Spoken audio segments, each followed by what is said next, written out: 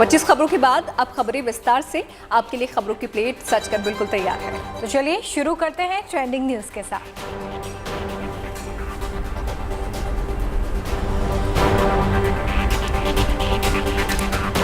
दूसरी बार गोवा के मुख्यमंत्री बने प्रमोद सावंत पीएम मोदी समेत कई राज्यों के मुख्यमंत्रियों की मौजूदगी में शपथ ग्रहण।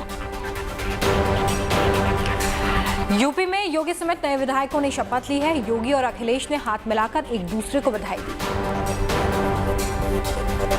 सरकारी नीतियों के खिलाफ ट्रेड यूनियंस का 2 दिनों का भारत बंद, कई राज्यों में दिखा बंद का असर। आज फिर महंगा हुआ पेट्रोल डीजल, 7 दिन में 4 रुपए की बढ़ोतरी। ऑस्कर अवार्ड्स में पत्नी पर जोक से भड़के विल स्मिथ, स्टेज पर चढ़कर होस्ट को जड़ा मुक्का।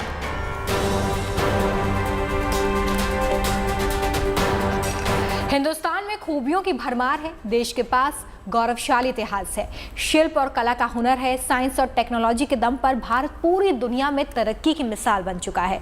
दुबई एक्सपो में भारत का पवेलियन इसी गौरव की झलक पेश कर रहा है। अपने आखिरी पड़ाव में पहुंच चुके इस एक्सपो में भारत के पवेलियन ने कामयाबी का एक नया मुकाम हासिल किया है।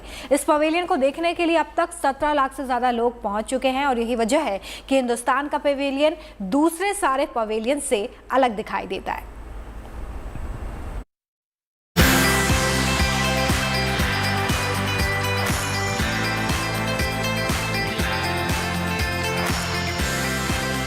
इन तस्वीरों पर हर हिंदुस्तानी को नाज है।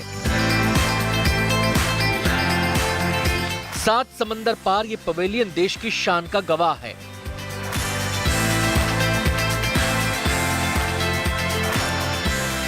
दुबई एक्सपो में हिंदुस्तान का पवेलियन देश के गौरवशाली इतिहास को एक इमारत के भीतर समेटने की खूबसूरत कोशिश है। यहाँ हिंदुस्तान का इतिहास है, देश की बहुमूल्य विरासत की झलक है, योग का वरदान है और साइंस एंड टेक्नोलॉजी का कमाल है।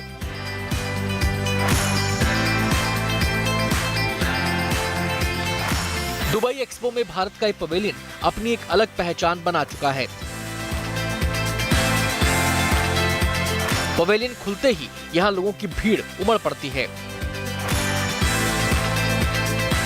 पवेलियन की लोकप्रियता का अंदाजा इसी बात से लगा सकते हैं कि अब तक 17 लाख से ज्यादा लोग इस पवेलियन को देख चुके हैं।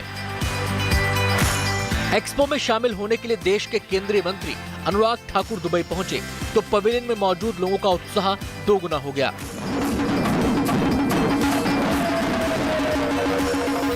अनुराग ठाकुर ने वहां लोगों से मुलाकात की और पवेलियन की भी जमकर तारीफ की। एक्सपो 2020 दुबई में इंडिया पवेलियन के बाहर अगर आप देखेंगे लंबी कतार लोगों की लगी है अंदर आने के लिए। भारत के अलग अलग जो एग्जीबिशंस हैं उनको देखने के लिए, चाहे वो योगा से लेकर आयुर्वेदा की बात हो, ट्रेड का क्षेत्र में टूरिज्म से लेकर टेक्सटाइल हो, या फिर कॉस्मिक वर्ल्ड से लेकर सिनेमा वर्ल्ड की बात हो।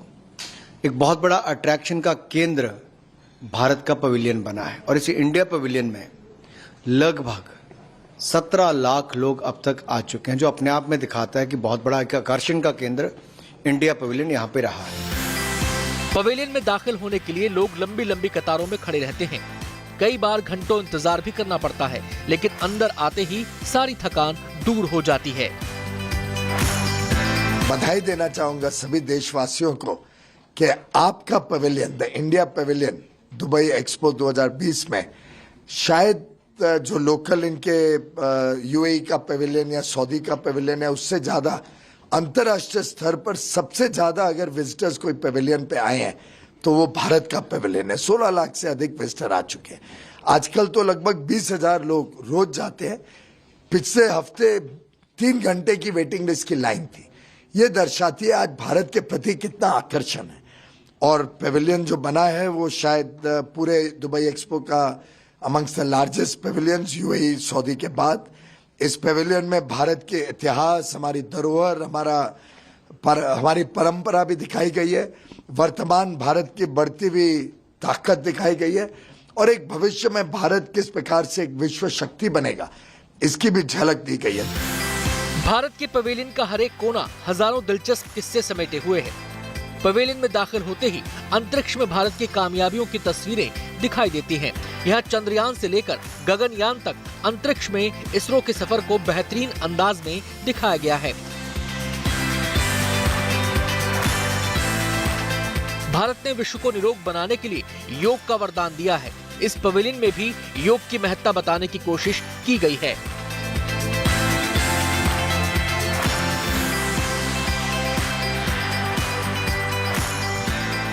ये अबू धाबी में बनने वाले इकलौते हिंदू मंदिर स्वामी नारायण मंदिर का 3D मॉडल भी लोगों के आकर्षण का केंद्र बना हुआ है।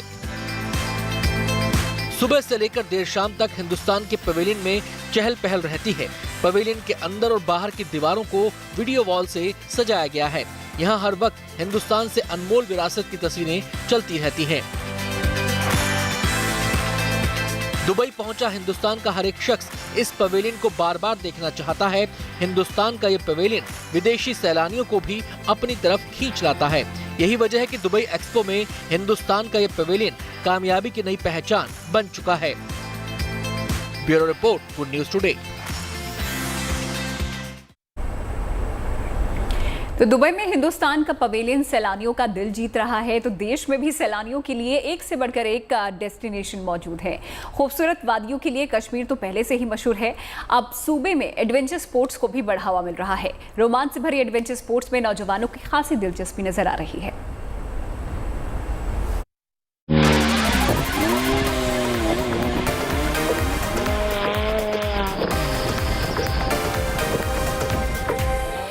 खाबड़ जमीन पर फर्राटा भरती कारें, कदम कदम पर जोखिम, पथरीली जमीन पर फिसलन, ये रोमांच का सफर है, ये साहस का इम्तिहान है। कश्मीर में सैलानियों के पसंदीदा डेस्टिनेशन सोनमर्ग की ये नई पहचान है। ये एडवेंचर स्पोर्ट्स कश्मीर में पर्यटन को बढ़ावा देने की नई कोशिश है।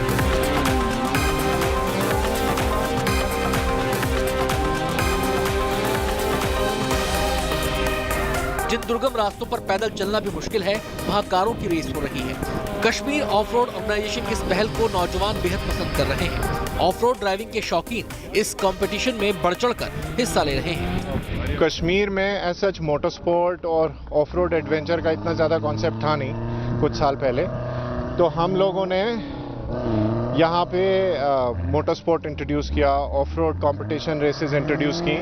तो हमारा आइडिया बेसिकली यही रहता है कि इसको हम एक प्लेटफॉर्म प्रोवाइड करें और यंगस्टर्स काफ़ी एंथुसियास्टिक रहते हैं इस स्पोर्ट को लेके। इस ऑफ रोड कार रेस में हिस्सा लेने के लिए दूर दूर से लोग आए हैं। अपनी ड्राइविंग स्किल्स पर भरोसा करने वाले नौजवान यहाँ अपना हुनर दिखाना चाहते हैं। रेस में शामिल लोग चाहते हैं कि ऐसा कंपटीशन बार बार होना चाहिए। बहुत ही अच्छा लग रहा है। ये एक अच्छा एक्सरसाइज है, एक जो हमें अभी हमारा कोविड चल रहा था, लॉकडाउन था, बाकी चीज़ें थी, तो इसे निकल के एक स्ट्रेस, जिसे कहते हैं स्ट्रेस बस्टिंग, तो स्ट्रेस रिलीव करने के लिए बहुत ही अच्छी एक्सरसाइज है ये। और इंसान को बहुत से ड्राइविंग स्किल्स आते हैं। बहुत अच्छा लग रहा है कि मैं यहाँ पे पार्टिसिपेट कर रही हूँ और ये मेरा फर्स्ट टाइम है मैं इसमें फ्रोजन रश में पार्टिसिपेट कर रही हूँ। आई होप कि मेरे पास जितने भी स्किल्स है, एक्सपीरियंस है, मैं उसे आज यहाँ अच्छे तरीके से यूज़ कर पाऊँ और काफ़ी कम टाइम में वापस आऊँ। काफ़ी ज़्यादा अच्छा जो एक ये मोटर स्पोर्ट जो हाँ कश्मीर ऑफ रोड ने खोला है, तो ये काफ़ी इसका जो प्लेटफॉर्म है ये तो अभी 4 या 5 इयर्स हुए हैं, मगर काफ़ी हमारे साथ जुड़ रहे हैं, इस ग्रुप में जुड़ रहे हैं। प्लस आज आप देखिए कि लेडी ड्राइवर्स भी हैं जिन्होंने यहाँ पे पार्टिसिपेट किया है। तो अगर ये ऐसे ही चलता है तो यूथ के लिए काफ़ी अच्छी चीज़ है।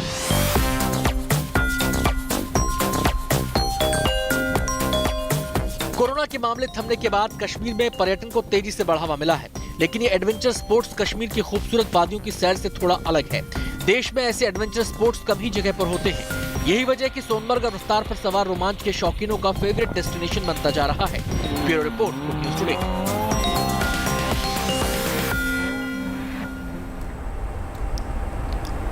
सैलानियों के रोमांच की एक तस्वीर केरल से भी सामने आई है। यहाँ पर समंदर पर तैरता हुआ पुल लोगों के आकर्षण का केंद्र बना हुआ है।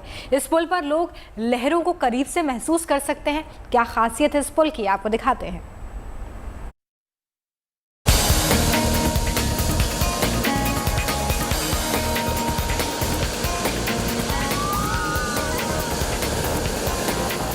लहरों का रोमांच बिना किसी जोखिम के महसूस करना हो तो कोझिकोड का ये तैरता हुआ पुल आपकी ख्वाहिश पूरी कर सकता है। कोझिकोड के बेपोर मरीना बीच पर बना ये फ्लोटिंग ब्रिज सैलानियों के आकर्षण का केंद्र बन चुका है। ये पुल समंदर में दिलचस्पी रखने वालों को एक अलग एहसास देता है। पुल की लंबाई 100 मीटर है और चौड़ाई 3 मीटर। इसे हाई डेंसिटी वाले प्लास्टिक से बनाया गया है। प्लास्टिक के 1300 ब्लॉक्स को जोड़कर इसे तैयार किया गया है। इसे आसानी से किसी भी जगह ले जाया जा सकता है। पुल को इसी जगह पर बनाए रखने के लिए 31 एंकर लगे हैं। इस पुल पर जाने से पहले सैलानियों को लाइफ जैकेट पहनना होता है। पुल के अंत में करीब 15 मीटर चौड़ा एक प्लेटफॉर्म बनाया गया है, जहां खड़े होकर सैलानी समंदर के खूबसूरत नजारे का आनंद ले सकते हैं। पुल पर सहारे के लिए रेलिंग और रस्सी भी लगी है। ये पुल इतना मजबूत है कि इस पर एक बार में करीब 500 लोग खड़े हो सकते हैं। लेकिन एहतियात के तौर पर अभी इस पुल पर एक बार में 50 लोगों के जाने की ही इजाजत है। Bureau report, good news today. तो वहीं कोरोना की रफ्तार थमने के बाद आगरा में भी सैलानियों की हलचल अब बढ़ गई है। अब अंतर्राष्ट्रीय उड़ानें शुरू होने के बाद आगरा में पर्यटन की रफ्तार पकड़ने की उम्मीद और बढ़ गई है। आगरा के ताजमहल को देखने के लिए पूरी दुनिया से लोग यहां पहुंचते हैं। पर्यटन को बढ़ावा मिलने की उम्मीद से कारोबारियों के चेहरे भी खिले हुए हैं।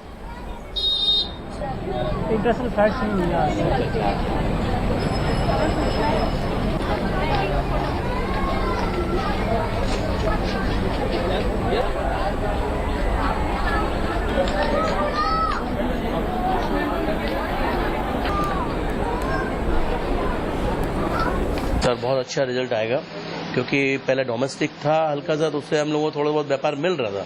लेकिन जो इंटरनेशनल फ्लाइट से जो हमें व्यापार मिलता है, फॉरनर्स जो इसके लिए अट्रैक्टिव है, मार्बल है और भी होटल्स हैं यहाँ खाली पड़े हुए थे, अब इनके अच्छे मतलब वर्किंग में डे जाएंगे। आफ्टर 15 डेज के अंदर में ये पूरा रूटीन लगभग पहले जैसा आ जाएगा। सुना है कि इंटरनेशनल बुकिंग बहुत है यहाँ पर। पता लगा कि माननीय ज्योतिराज सिंधिया जी ने इसको हरी झंडी दे दी है। पर्यटन उद्योगियों को एक आशा जगी है। उससे क्या है कि थोड़ा सा जो पर्यटन उद्योग खत्म बिल्कुल मरणसर कागार पर था, उसमें एक संजीवनी का संचार होगा और पर्यटन व्यवसाय जो है पहले के तरह ही चलने लगेगा। चलिए, आगरा के बाद अब बात आंध्र प्रदेश की करेंगे। 2014 में आंध्र प्रदेश से अलग होने के बाद तेलंगाना में एक कमी थी। प्रसिद्ध तिरुमाला तिरुपति मंदिर आंध्र के हिस्से में आ गया था। तेलंगाना सरकार ने इस कमी को पूरा करने के लिए और पौराणिक महत्व को बढ़ावा देने के लिए यदाद्री लक्ष्मी नरसिंह मंदिर को 1800 करोड़ रुपए की लागत से तिरुपति की तर्ज पर बहुत ही भव्य रूप दे दिया। अब कायाकल्प के बाद इसका आज उद्घाटन है, जिसके बाद ये आम जनता के दर्शन के लिए भी खोल दिया जाएगा। आपको दिखाते हैं कि कायाकल्प के बाद ये मंदिर कैसा दिखाई दे रहा है।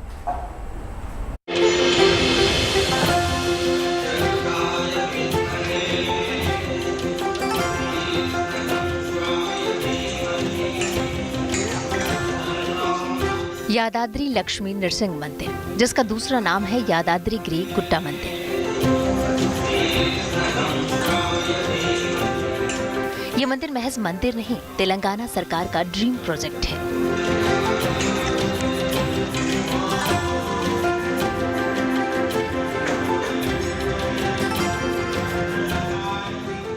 हैदराबाद से करीब 60 किलोमीटर दूर यादाद्री भुवनगिरी जिले में मौजूद लक्ष्मी नरसिंह मंदिर का कायाकल्प किया गया है। इसके लिए इंजीनियरों और आर्किटेक्ट्स ने करीब 1500 नक्शों और योजनाओं पर काम किया। 2016 में इसकी योजना को मंजूरी मिली थी। इसके कायाकल्प के लिए तेलंगाना की केसीआर सरकार ने 1800 करोड़ रुपए की मंजूरी दी थी। हजारों साल पुराने इस मंदिर का क्षेत्रफल करीब 9 एकड़ था। मंदिर के विस्तार के लिए 300 करोड़ में 1900 एकड़ भूमि अधिग्रहित की गई।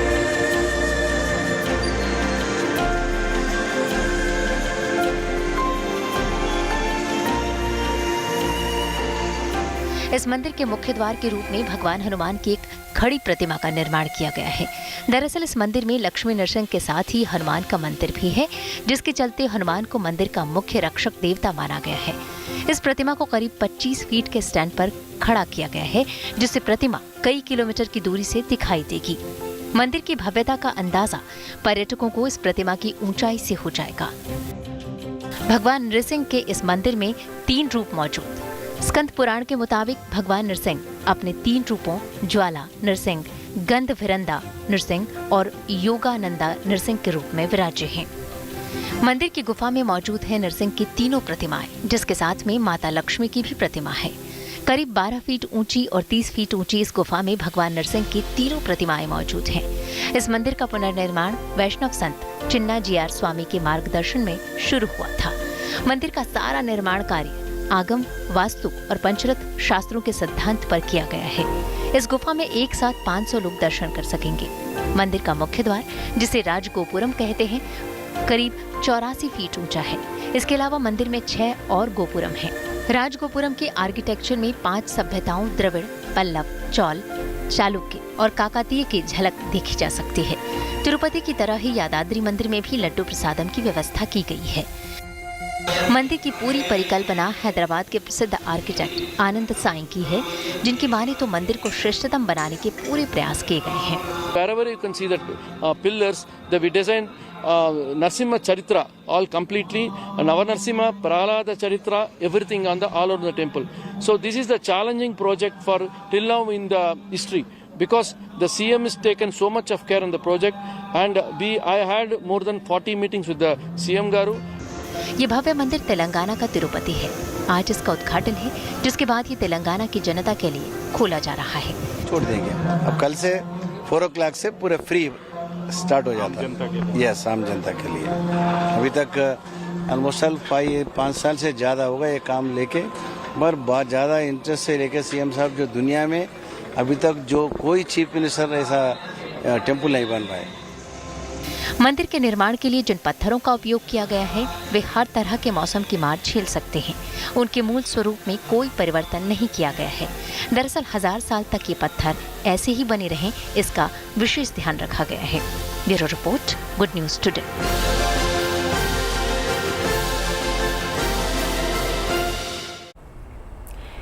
कहते हैं इतिहास की कहानी कई बार इतिहास खुद कहता है। हजारों साल के इतिहास की झलक महाभारत काल की वो जमीन हस्तिनापुर में देखने को कई बार कोशिश की गई। 1952 में प्रोफेसर बीबी लाल ने सबसे पहले इस जगह के इतिहास को सामने लाने की कोशिश की थी, और अब एक बार फिर से यहाँ पुरातत्व विभाग ने खुदाई का काम शुरू कर दिया है। अभी तक की खुदाई में जो मिला है वो हैरान करता है। देखिए।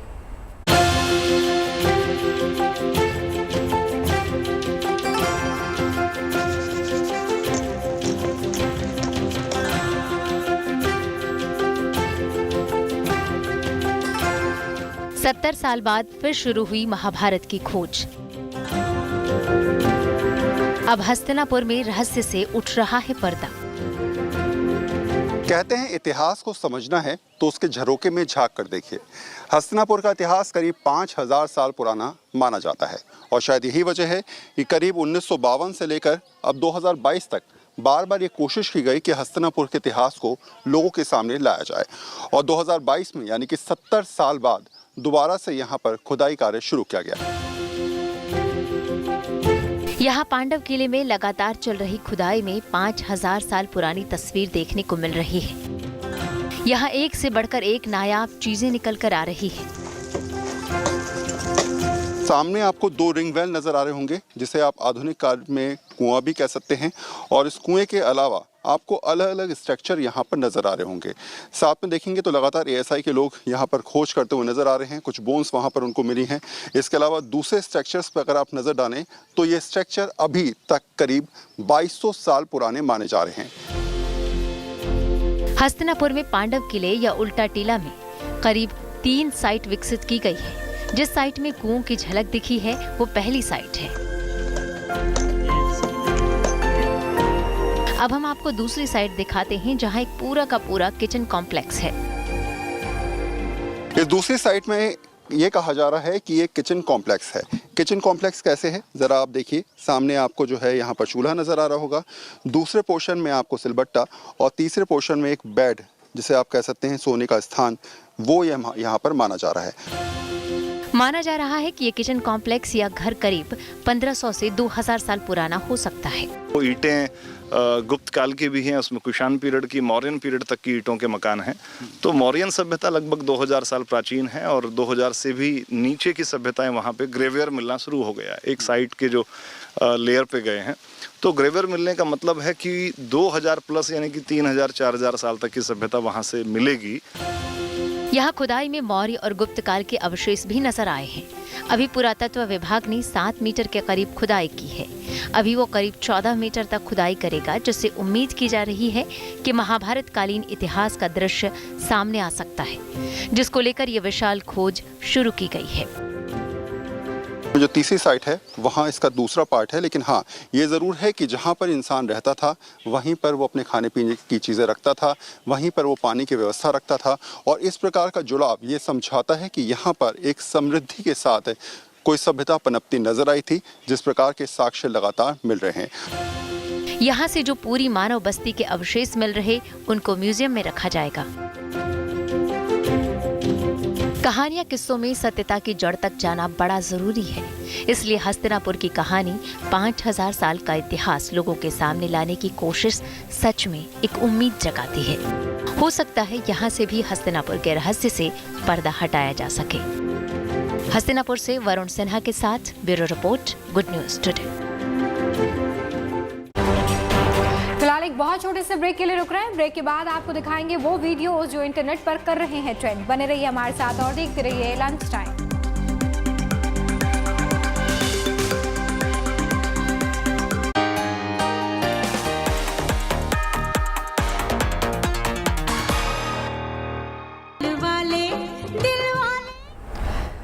और चलिए वायरल वीडियोस के बाद अब कुछ और खबरों की हम बात करेंगे। भारत की स्वतंत्रता के 75 साल पूरे होने पर आज़ादी का अमृत महोत्सव मनाया जा रहा है और इसी के तहत भारत की 75 महिलाओं को WUTI यानी कि वुमेन ट्रांसफॉर्मिंग इंडिया के पुरस्कार से नवाजा गया है। चलिए आपको एक ऐसी शिक्षिका से मिलवाते हैं जो घर के काम के साथ ही महिलाओं को आत्मनिर्भर बनाने की दिशा में भी बहुत तेजी से आगे बढ़ रही हैं। देखिए।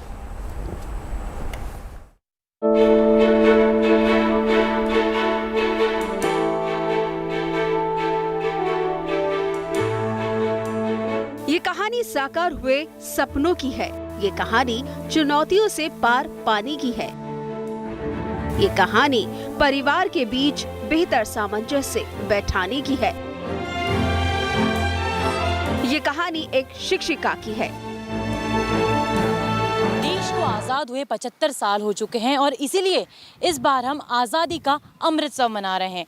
इसी के तहत नीति आयोग द्वारा देश की 75 ऐसी सशक्त, समृद्ध और शक्तिशाली महिलाओं को चुना गया जिन्हें विमेन ट्रांसफॉर्मिंग इंडिया के पुरस्कार से नवाजा गया है। ये वो महिलाएं हैं जिन्होंने सामाजिक बेड़ियों को तोड़कर सफलता का नया परचम लहराया है। तो चलिए आज हम आपको मिलवाते हैं दिल्ली की 3 ऐसी विमेन ट्रांसफॉर्मिंग इंडिया से पुरस्कृत महिलाओं से जो सामाजिक बेड़ियों को तोड़कर अपने लिए, समाज के लिए एक उदाहरण बन रही हैं और हर रोज एक इतिहास रच रही हैं। तो चलिए सुनते हैं उनकी कहानी और उनके पीछे का संघर्ष। पढ़ाई लिखाई में अव्वल होने के बावजूद आगे बढ़ना मुश्किल था। अपने सपनों को साकार करना आसान नहीं था। परिवार के बीच सामंजस्य बैठाना चुनौतियों से भरा था, लेकिन मुश्किलों से मुंह फेरना सविता ने नहीं सीखा था। कहते हैं कि जब एक महिला आगे कदम बढ़ाती है तो उसके साथ साथ पूरा परिवार और पूरा देश 2 कदम आगे बढ़ाता है, लेकिन कई बार पारिवारिक जिम्मेदारियों के कारण महिलाओं के ये कदम रुक से जाते हैं। सविता गर्ग के साथ भी कुछ ऐसा ही हुआ। परिवार और बच्चों की जिम्मेदारियों के कारण उनके ये कदम थम से गए, लेकिन उन्होंने अपने इस सफ़र में हार नहीं मानी। वे घर पर ही अपने कदम आगे बढ़ाती रही और आज शिक्षा के जगत में वो कुछ इस तरह से आगे कदम बढ़ा रही हैं कि उनकी पहचान देश में ही नहीं बल्कि वैश्विक स्तर पर भी हो रही है। नतीजा आंखों के सामने है। सविता घर के कामों में भी दिलचस्पी रखती हैं और बाकी वक्त अपने इन सपनों को पूरा करती हैं, जिसको हासिल करने के लिए उन्होंने कड़ी मेहनत की है। सवाई माधोपुर की रहने वाली सविता पढ़ने लिखने में काफी तेज थी, लेकिन इनके शहर में सुविधाओं का अभाव था। बावजूद इसके उन्होंने उच्च शिक्षा हासिल की, जो एक शिक्षिका बनना चाहती थी। लेकिन ये सब कुछ इतना आसान नहीं था। हमारे पास में करंटली 800 प्लस ट्यूटर हैं, 5000 स्टूडेंट हैं और 350 लेक सेशंस हम कंप्लीट कर चुके हैं। हमारे जो टीचर्स हैं उसमें से 85-90% वुमेन हैं। वो वुमेन जो घर से बाहर जाके काम नहीं कर पा रही हैं, क्वालिफाइड हैं, एक्सपीरियंसड है। ई क्लासोपीडिया उनके लिए एक अपॉर्चुनिटी देता है जहाँ पर वो अपने सपनों को साकार कर सके, अपने आप में फाइनेंशियली इंडिपेंडेंट बन सकें और अपनी फैमिली को भी विदाउट डिस्टर्ब किए अपना करियर मुकाम बना सकें। शुरुआती दौर पर सविता के लिए परिवार के बीच तालमेल बैठाना इतना मुश्किल हुआ कि उन्होंने नौकरी छोड़ दी और वर्क फ्रॉम होम के विकल्प पर ध्यान दिया और एक ऐसे ऐप के बारे में सोचा जिसने बच्चों और टीचर्स दोनों के बीच बेहतर तालमेल बैठाने का काम आसान किया। ई क्लासोपीडिया की शुरुआत मैंने सिर्फ एक बच्चे से की और आज हम 5000 से अधिक स्टूडेंट को एजुकेट कर चुके हैं और 55 कंट्रीज़ में हम पहुंच चुके हैं। कंट्रीज़ अभी हमारे पास में जो स्टूडेंट हैं वो USA, UK, Australia, Singapore, Dubai, UAE, Muscat, Oman और इन सिटीज़ से हैं। साल 2015 में ई क्लासोपीडिया लॉन्च किया। ये एक ऐसा ऑनलाइन प्लेटफॉर्म है जहां पर छात्रों को ऑनलाइन क्लास दी जाती है। छात्र कहीं भी रहते हुए इस ऐप से जुड़ सकते हैं, टीचर चुन सकते हैं। सविता के ऐप से 800 ट्रेन टीचर्स जुड़े हुए हैं, जिनमें 90% महिलाएं शिक्षक हैं। 5000 स्टूडेंट जुड़े हुए हैं। अलग अलग विषयों के हिसाब से क्लास की फी भी तय है, जो 500 रुपए से लेकर 1500 रुपए तक है। एक महीने में टीचर्स 50 से 100 क्लास ले लेते हैं। एक स्टूडेंट 8 से 10 महीने तक पढ़ता है। हमारे इंडिया में 80 से 90% वुमेन हैं जो अपना जॉब छोड़ देती हैं, क्योंकि वो करना चाहती हैं लेकिन उनको लगता है कि अपने बच्चों को, अपनी फैमिली को प्रेफर करती हैं कंपेयर जॉब करने के लिए। तो वहाँ मुझे लगता था कि जैसे मुझे जॉब छोड़ना पड़ा, वैसे ही मेरी तरह बहुत सारी वुमेन हैं जो काम करना चाहती हैं लेकिन नहीं कर पा रही हैं। तो वही अपॉर्चुनिटी मुझे उनके लिए भी मुझे देना था, तो वहीं से क्लासोपीडिया का शुरुआत हुआ। सविता के ऐप से जुड़ने वाली ज्यादातर शिक्षक महिलाएं हैं, जो महीने में 20,000 तक की कमाई कर रही हैं। दिल्ली से Tejashree Purandare, good news today.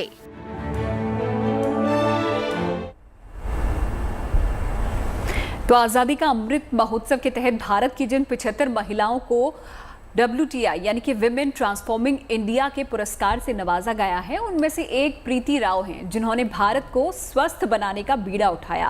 प्रीति का मानना है कि लोगों को केवल शारीरिक तौर पर ही नहीं बल्कि मानसिक तौर पर भी स्वस्थ होने की जरूरत है और अपनी इसी सोच को उन्होंने बिजनेस से जोड़ा और कंपनी तैयार हुई वेलजी, जिसके जरिए वो भारत में परिवर्तन की बयान ला रही हैं और उनकी इसी कोशिश को नीति आयोग ने सम्मानित भी किया है। 10 साल अमेरिका में रहने के बाद प्रीति राव भारत लौटी, अपने वतन लौटी और समाज की बेड़ियों को तोड़कर आगे बढ़ी, अपने पैर पर खड़ी हुई। तमाम मुश्किलें आईं लेकिन वो हारी नहीं, क्योंकि उनका ये मानना था कि कोशिश करने वालों की कभी हार नहीं होती और इसी कोशिश के ज़रिए वे आज अपने आप को इंडिया के टॉप वुमेन एंटरप्रेन्योर्स में स्थापित कर चुकी हैं। लोगों को स्वास्थ्य की अहमियत समझाती ये प्रीति राव हैं। हेल्थ सेक्टर की कंपनी वेलजी की CEO और फाउंडर। भारतीयों की लाइफ स्टाइल में बदलाव लाने की चाहत ने उन्हें यहाँ तक पहुँचाया। सामाजिक बेड़ियों को तोड़कर आगे बढ़ी, खुद के दम पर रिस्क लिया। अमेरिका में 10 साल रहकर भारत लौटी क्योंकि ये बदलाव चाहती थी। भारत में बदलाव। आप जानते हैं कि इंडिया डायबिटीज का वर्ल्ड का कैपिटल है, ठीक है। मेंटल हेल्थ जैसी बड़ी प्रॉब्लम के साथ जूझ रहा है। हैप्पीनेस इंडेक्स में हमारा स्कोर काफ़ी अदर डेवलपिंग कंट्री से बहुत नीचे आता है। जब हम इतने सारी एरियाज़ में इतना विकास कर रहे हैं, टेक्नोलॉजिकली इतना एडवांस हो रहे हैं, हमारे इंफ्रास्ट्रक्चर एडवांस हो रहा है, हमारा गवर्नमेंट इतना अच्छा काम कर रहा है, तो क्यों ना हम अपने नागरिक को हेल्थी और तंदुरुस्त और हैप्पी बनाएं ताकि हमारी कंट्री की कंप्लीट प्रोडक्टिविटी बेटर हो। प्रीति की वेलजी का मिशन लोगों को उन आदतों से छुटकारा दिलाना है जो उनके मानसिक या शारीरिक स्वास्थ्य के लिए नुकसानदेह हो सकते हैं। और अब कोविड में ये सिचुएशन आ चुकी है कि कोविड से पहले लोगों को सिर्फ फिजिकल हेल्थ में इंटरेस्ट हुआ करता था, बट कोविड ने हमें जागरूक किया है, हमें बताया है कि देखिए सिर्फ फिजिकल हेल्थ इंपॉर्टेंट नहीं है, बट मेरा सोशल, इमोशनल, स्पिरिचुअल हेल्थ भी बहुत इंपॉर्टेंट है, उसके बिना मैं आगे नहीं बढ़ सकते। सो हमारे जो हम हेल्थ एंड वेलनेस कोचेस को स्किल करते हैं, एजुकेट करते हैं, ट्रेन करते हैं, सर्टिफाई करते हैं, ताकि वो आगे जाके लोगों को कोचिंग प्रोवाइड कर सकें और उनकी आदतें चेंज कर सकें।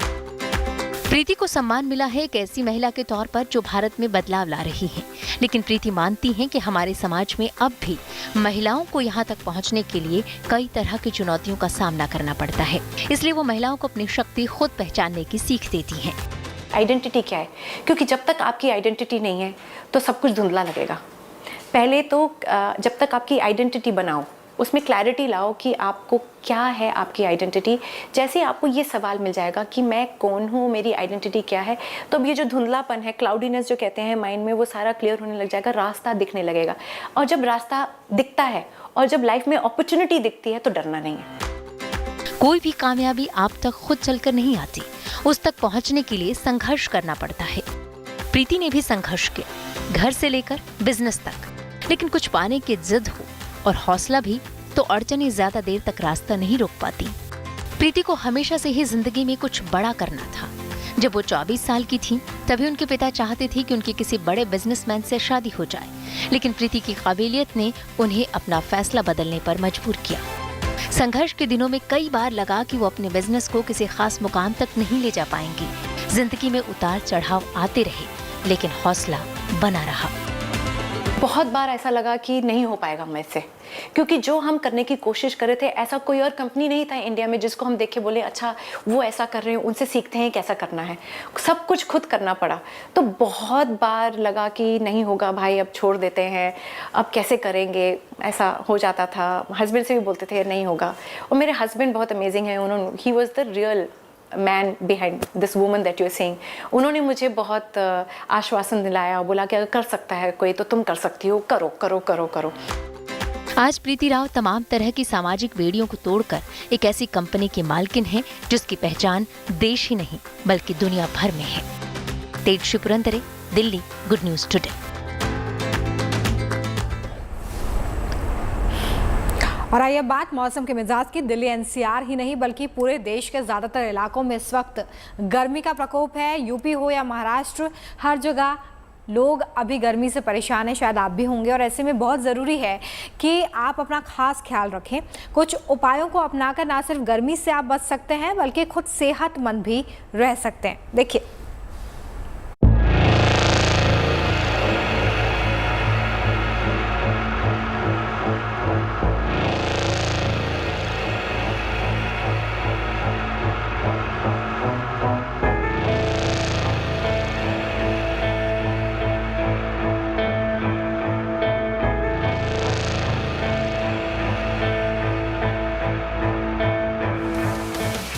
दिल्ली समेत पूरे देश में भीषण गर्मी का कहर जारी है।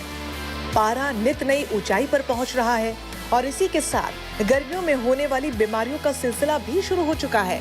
धूप और लू के अलावा गंदगी और दूषित खाना या पानी से इस मौसम में काफी लोग बीमार पड़ते हैं।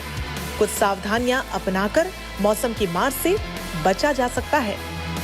लंबे समय तक बाहर रहने से आप बचें। दोपहर 12 बजे से 3 बजे के बीच घर से बाहर निकलने से बचना जरूरी है। बाहर निकलना जरूरी है तो सनस्क्रीन का इस्तेमाल जरूर करें। छतरी, टोपी, गीला तौलिया और ठंडा पानी हमेशा साथ में लेकर निकलें। ना हो सके हम अपने जो कार्य हैं वो 10-11 बजे तक कर लें और कम से कम हम धूप में जाएं, बाहर जाएं, जिससे कि हमारे शरीर का जो जल द्रव्य है वो कम से कम निकले। और उसे रोकने के लिए जितने भी मेहनत के काम हैं वो हम सुबह या शाम की शिफ्ट में करें, दोपहर में ना करें। और ज़्यादा से ज़्यादा कोशिश करें कि हम ट्रैवल करते समय या तो हम सर को ढक के निकलें बाहर, और सर पे जो भी हम कैप लगा रहे हैं या टोपी पहने तो उसके में नीम के पत्ते रखें, और गुड़ और दही या मीठा दही या गन्ने का रस, ऐसा कुछ मीठा लेकर हम घर से निकलें। गर्मी के इस मौसम में खान पान में साफ सफाई का बहुत ध्यान रखना चाहिए। बाहर का तला भुना और खुले में बनाया जा रहा कोई भी खाद्य पदार्थ खाने से सेहत पर इसका असर पड़ सकता है।